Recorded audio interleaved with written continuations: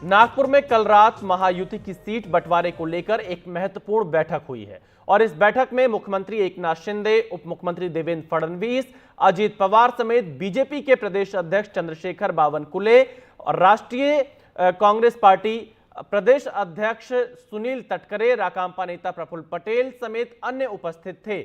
बताया जा रहा है कि इस बैठक में महागठबंधन के तीनों घटक दलों ने सीटों को लेकर अपनी दावेदारी पेश की है। सूत्रों के मुताबिक सीट बंटवारे का फॉर्मूला जीत की मेरिट के आधार पर तय किया जा रहा है और बीजेपी को कम से कम 150 सीटें मिलने की उम्मीद है। वहीं एनसीपी अजित पवार गुट ने अपनी 54 सीटों और निर्दलीय सहित अन्य के समर्थन के साथ कुल 60 सीटों की मांग रखी है।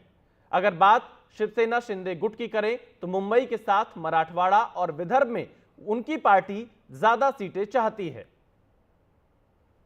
तो सीट शेयरिंग को लेकर यह महत्वपूर्ण बैठक हुई है नागपुर में, जिसमें एकनाथ शिंदे, देवेंद्र फडणवीस और अजित पवार मौजूद थे और तीनों ही पार्टियों ने अलग अलग सीटों पर अपनी दावेदारी की है। हमारे संवाददाता सुनील सिंह इस वक्त हमारे साथ जुड़ चुके हैं इस खबर पर। सुनील, क्या कोई फॉर्मूला अब तक तय हो पाया है तीनों दलों के बीच में महाराष्ट्र विधानसभा चुनाव को लेकर कि कितनी कितनी सीटों पर ये तीनों चुनाव लड़ेंगे? सहमति बनी है या अभी भी चर्चा आगे जारी रहेगी? विशाल, देखिए, ये बहुत ही आनंद फानन में आयोजित की गई बैठक थी। दरअसल कल नागपुर में लाडली बहन में वितरण का कार्यक्रम था और उस दौरान चूंकि महायुति घटक के तीनों प्रमुख वहां पर मौजूद थे तो अचानक से मीटिंग का तय हुआ, बताया गया।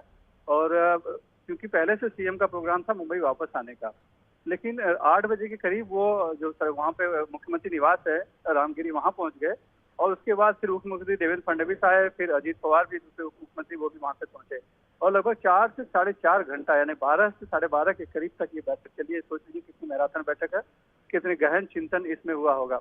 इसमें आगामी विधानसभा चुनाव में तो कैसे आगे जाना है और जिस तरह की एक माहौल बना था लाडली बहना के पक्ष में, उसके बाद जो बदलापुर का कांड हुआ, उसके बाद छत्रपति शिवाजी मूर्ति की खंडित हुई जो हुआ, इन सब बातों के साथ सीट शेयरिंग को लेकर चर्चा हुई, क्योंकि अलग अलग बयान आ रहे हैं और अलग अलग दावेदारी हो रही है, जिसको लेकर एक गलतफहमी न पैदा हो कार्यकर्ताओं में।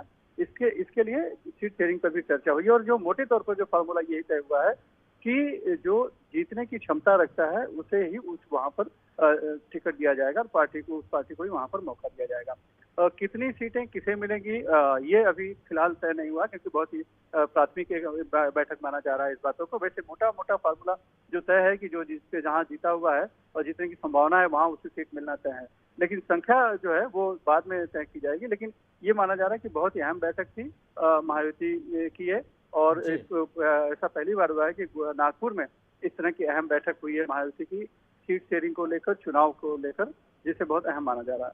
तो देखिए, महाराष्ट्र में बीजेपी गठबंधन के साथियों ने एक साथ बैठक की और सीट शेयरिंग के मुद्दे पर चर्चा की। बहुत शुक्रिया सुनील पूरी जानकारी देने के लिए। तो अब देखना यह होगा कि आखिरकार यह सीट शेयरिंग फॉर्मूला कब तक फाइनल हो जाता है।